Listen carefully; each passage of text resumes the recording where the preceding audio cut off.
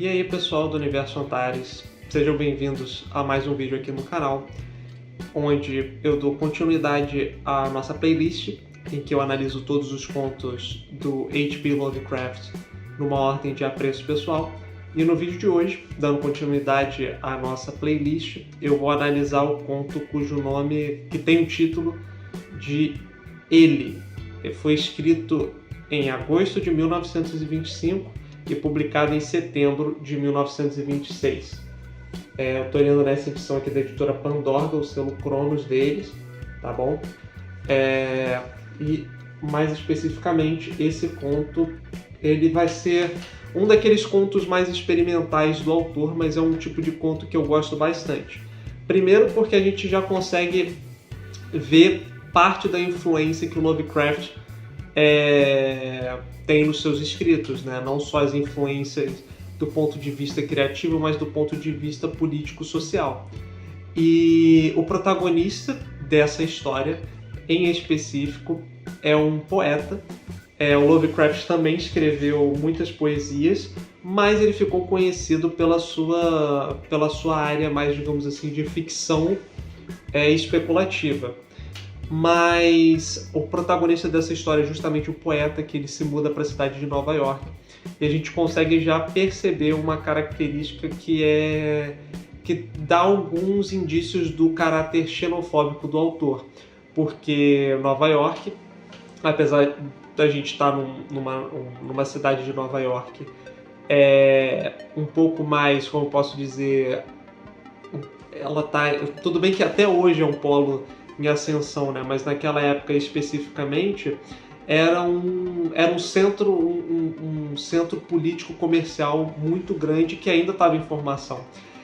Consequentemente, em qualquer polo que comece, assim, independentemente da região, e que atraia muitas pessoas em busca de trabalho e de uma vida melhor, Nova York atraiu muito imigrantes. E o protagonista está basicamente enojado com a quantidade de pessoas imigrantes naquele lugar, principalmente tendo em vista o seu apreço pela história e pelo fato de que a maior parte dos seus conterrâneos, sejam eles daquela cidade ali mesmo, ou estrangeiros, ou então que possuíam familiares que também já participaram de uma forma ou de outra da história da cidade, então tudo isso contribui para que ele tenha essa sensação de tipo assim, estamos num momento de decadência, ainda que as pessoas ao redor elas não tenham essa percepção porque elas vêm para congregar outras culturas, né? Elas não têm aquele, digamos assim, na visão do personagem, eles não têm os imigrantes não têm aquela visão caracteristicamente idealizada, sabe, de uma cidade, do que é ser uma cidade, da identidade de uma cidade. Sendo que quanto maior a cidade, mais variada ela tende a ficar. Então esse caráter purista do protagonista, consequentemente do autor, resvala e contribui para o horror que se passa nesse livro, nesse conto especificamente. Porque ele, o título, fala justamente sobre um personagem que o protagonista acompanha. E esse protagonista, ele está tendo noites insônias, ele não está conseguindo um sucesso financeiro na cidade em que ele agora mora, né? Mas ele está naquela fase de tipo assim, ao mesmo tempo que ele se mudou para Nova York em busca de uma vida melhor, ele tem receio de voltar para casa, digamos assim, voltar para casa no interior, no caso Nova Inglaterra, e dizer para os familiares dele que ele fracassou, sabe? Então o orgulho, de uma forma ou de outra, faz com que ele fique ali naquela cidade por bastante tempo, né? Por mais algum tempo. Ele insista, né? E nessa insistência ele acaba conhecendo um senhor, que a gente não tem o nome dele. No final do conto a gente tem uma pista de quem ele pode ser, mas não existe uma alcunha clara. Mas o personagem ele gosta de apreciar a arquitetura antiga da cidade e ele não gosta da presença dessa digamos, do que ele enxerga como a população, digamos assim, a população que não tem tato, a população que simplesmente está, entre aspas, invadindo a cidade. Então, por conta disso, ele acaba virando um Nightcrawler, né, que a gente chama em inglês, que é basicamente uma pessoa que tende a ter sua vida ativa durante a parte da noite. Então, o personagem que está madrugando ali, andando pela cidade, pelos interiores que eu digo assim, das partes mais exteriores, né, porque se a gente for considerar interior como uma cidade tão metropolitana quanto Nova York, a gente não vai encontrar muita coisa, mas ele busca assim essa reclusão ali no meio do ambiente urbano. Ele acaba encontrando esse senhor que, ao observá-lo por várias noites seguidas, convida ele para um passeio à sua residência. Então ele começa a explicar, um senhor bem velho, já bem de idade, mas que tem um caráter, digamos assim, existe um compartilhamento dessa emoção de que a gente já passou pela decadência, digamos assim, estamos numa sociedade decadente, e o passado sempre promete digamos assim, promete uma estadia melhor, aquilo que poderia ter sido, sabe? E consequentemente a gente começa a observar esses personagens a andar pelas redondezas ali por um bairro desconhecido, até que eles adentram, o protagonista ele é convidado pelo anfitrião, eles entram numa casa abandonada, numa mansão, que na verdade é o proprietário da mansão é o próprio personagem, ele, mas à medida que eles adentram ali, a gente já consegue observar uma coisa muito interessante, porque o personagem do velho senhor, que convida o poeta, né, para passear na sua casa, para conhecer sua residência, ele possui vários retratos, e todos os retratos da família são muito semelhantes a ele mesmo. Isso gera uma estranheza por parte do protagonista e, consequentemente, isso resvala na percepção do leitor. Ou seja, a gente, enquanto está acompanhando aquela conjectura meio bizarra, porque ele não tem correligionários, não tem presença de outros membros de família. Segundo ele, todos os membros da sua família já se foram. Mas à medida que ele revela, digamos assim, o motivo pelo qual ele realmente convidara o protagonista para participar daquilo, é que a gente encontra uma confissão, que é basicamente onde esse velho senhor, ele troca suas vestimentas, ele começa, a indumentária dele é bem antiquada se comparada àquele tempo, digamos assim, do começo do século XX. E aí o personagem ele acaba recebendo essa confissão de que o personagem, o anfitrião dele, vai revelar o mistério que basicamente ninguém mais conhece. E aí ele conta a história que remonta aos antepassados dele, basicamente os antepassados que segue até um estrangeiro que viera para os Estados Unidos da América, e ele basicamente há um confronto entre o povo indígena e a propriedade dele, porque como é uma propriedade muito extensa, eles até chamam de os peles vermelhas, né? Eles invadiam a propriedade dele para fazerem rituais. E teve um dia que esse anfitrião, esse dono de propriedade, né, ele foi buscar ter com esses invasores, assim, tendo já como objetivo expulsá-los e até recorrer às vias de fato. Mas aí ele fica tão perplexo com as características do ritual que eles estão fazendo, que inclusive não nos é revelado, então fica aquele mistério Lovecraftiano de tipo, o que poderia ser, mas ele fica tão abismado com aquilo que ele resolve fazer uma troca com os indígenas. Fala assim, a proposta dele é de que ele iria deixá-los participar dos rituais, ele não iria caçar eles poderiam ter livre acesso à propriedade dele como bem entendessem, desde que eles revelassem como, né, o que aquele ritual diz respeito, o que ele pode trazer. E aí, nesse momento, o personagem, né, o velho senhor, convida o protagonista a ir até uma janela próxima dali ele, digamos assim, afasta as cortinas e revela para o personagem que todos esses indígenas morreram supostamente envenenados por rum que ele ofereceu, que esse próprio patriarca antepassado oferecera aos indígenas.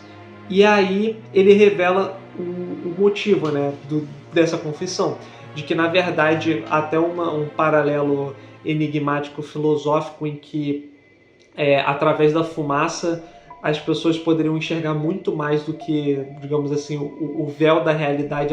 Ele poderia ser inalado, digamos assim, inspirado e expirado através de um conhecimento que remonta a épocas muito longínquas. E ao dizer isso, ele basicamente abre as cortinas, começa a fazer alguns gestos, e o brilho, os vagalumes na noite, o quintal, as estrelas começam a adotar padrões muito diferentes e elas vão voltando de pouco em pouco no tempo. Parece voltar no tempo. E o personagem, o poeta, cria essa sensação de horror sublime, em que o personagem ele tem aquele horror, mas ele tem aquela admiração pelo que aquele mago está fazendo, aquele necromante, né? A partir daquele momento ele começa a chamá-lo de necromante. E aí é muito maneiro você observar como o Lovecraft ele retrata, porque ele junta tanto a história de própria Nova York, né? No passado, mas também ele começa a descrever quando o poeta ele indaga, será que você consegue ir ainda mais longe, digamos assim, no que diz respeito ao passado ou ao futuro? E aí, como um desafio, esse necromante, esse mago, ele começa a revelar, digamos assim, as cidades antepassadas com criaturas que são as criaturas típicas do Lovecraft, né? Então a gente tem as criaturas da mitologia, elas estão cercando a cidade de Rilé, que não nos é descrita aqui o nome da cidade, mas é a cidade mística em que muitas das criaturas Lovecraftianas habitam. E o conto termina porque o clímax do conto vem justamente na forma que o personagem, o poeta, ele fica horrorizado, ele começa a gritar, e é como se aquelas criaturas também tivessem a habilidade de enxergar através do tempo quem as estão enxergando. E, consequentemente, a propriedade desse personagem, desse anfitrião, parece ser invadida justamente pelos como posso dizer, espíritos dos indígenas, ou de pelo menos pessoas, criaturas que de alguma forma adotaram uma substância, digamos assim, uma característica que se assemelha ao que esses indígenas pareciam, apesar do personagem descrevê-los como basicamente só com os olhares, né? Eles são como se fossem literalmente fumaças, né? Nuvens mesmo, mas eles têm essa característica de tipo assim, do teor de vingança, né? Que então o personagem, o velho senhor, ele fica emputecido com o poeta, ele, tipo, por que você gritou? Você acabou com tudo, agora eles estão vindo atrás de mim em busca de vingança. E aí a gente começa a fazer esses paralelos de quem que esse personagem pode ser, né? E será que ele vive, sabe? Porque a impressão que dá é que ele já vivia há muito tempo, desde quando, digamos assim, desde quando a cidade já estava em decadência, mas parecia a nós, enquanto leitores, que existia um aspecto quase vampiresco na forma como ele se comportava. Porque, se vocês já leram o Drácula, também vão perceber que a indumentária, aquela coisa meio antiquada, aquela busca pelo passado, aquele passado idealizado, isso é muito presente também nas características, nas histórias, né, nos gêneros vampirescos. E, dito e feito, claro que aqui a gente tem uma outra forma, né? Não é um vampiro, o personagem não é um vampiro, mas ele conseguiu, pelo que parece, viver por muito tempo por conta desses segredos, desses rituais.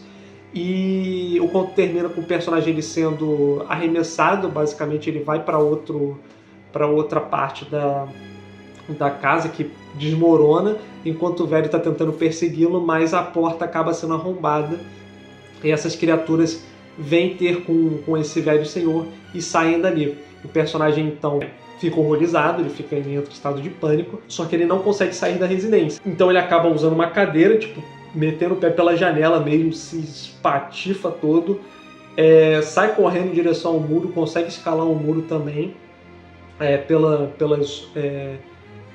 como eu posso dizer, pela aquela estrutura quase medieval, digamos assim, que era muito comum em muros de residências muito antigas, assim, que as pontas seja sei lá, de onde o muro termina, a transição para o portão, enfim, era muito comum ter esses ornamentos, né? E aí ele utiliza desses ornamentos para poder escapar, mas ele acaba se quebrando todo nesse processo. E ainda assim ele consegue ouvir atrás de si, ele consegue perceber que a casa parece desmoronar por completo. E ela dá a sensação de que ela vai desaparecer também. E ele sai correndo, digamos assim, ele perde a consciência e só é encontrado por um outro morador que diz que, né, encontrou com um personagem todo quebrado, as pernas quebradas, todo ensanguentado. E ao mesmo tempo a gente está lá, né, observando ele, então tipo assim, caramba, cara, nós enquanto leitores, e ele diz que termina o conto com ele voltando para casa. Ele não quer mais saber de Nova York, ele está horrorizado com isso. E a gente percebe nesse conto específico do Lovecraft que ele é um conto em que... é um dos primeiros contos que a gente percebe dele, pelo menos até agora na nossa lista, em que há pessoas que conseguiram domar a magia Lovecraftiana. Então a gente percebe que não tem pessoas nem do bem nem do mal, digamos assim. Da mesma forma que há criaturas que são voltadas mais para o escopo do bem e outras para o escopo do mal, e as criaturas que ficam ali no meio, né, são neutras, a gente também percebe isso do ponto de vista humano, a natureza humana ante aos horrores Lovecraftianos, a magia Lovecraftiana. Então esse senhor específico, ele não é um vilão, ele acaba se tornando um vilão digamos assim,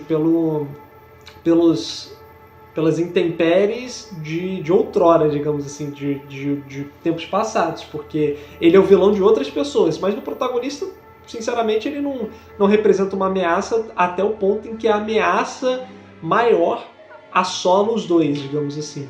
Então é um ponto muito interessante. Eu lembrava pouco, assim, eu lembrava vagamente de como esse conto terminava, mas é interessante revisitar o Lovecraft justamente para você analisar como a gente pode utilizar esses artifícios narrativos em detrimento de uma história que foge um pouco do usual, né? Porque você tem um conflito ali que ele não é, digamos assim, apesar de eu gostar muito dessas histórias mais direto ao ponto, ele é um conflito que diz respeito muito também à nossa percepção, né, da realidade. Visto que o personagem, ele tá, tipo assim, ele percebe que ser antiquado pode ser ruim, digamos assim. Talvez ele buscou tanto o seu alento no passado que o passado acabou se tornando o próprio horror, né, da sua vida. E aí a gente termina o conto, né, com aquela... O personagem termina narrando, né, descrevendo que aquilo vai ficar para sempre na memória dele. De novo, termina com uma forma pessimista, ele não morre, mas o cara fica tipo, extremamente abalado. E é um conto muito bom, recomendo a leitura para vocês. Espero que vocês tenham gostado de mais essa análise. E digam aí nos comentários o que vocês acharam também. Se vocês já tinham lido antes, se vocês se interessaram agora. E deem sugestões. Então é isso, eu vejo vocês no próximo vídeo. Até mais!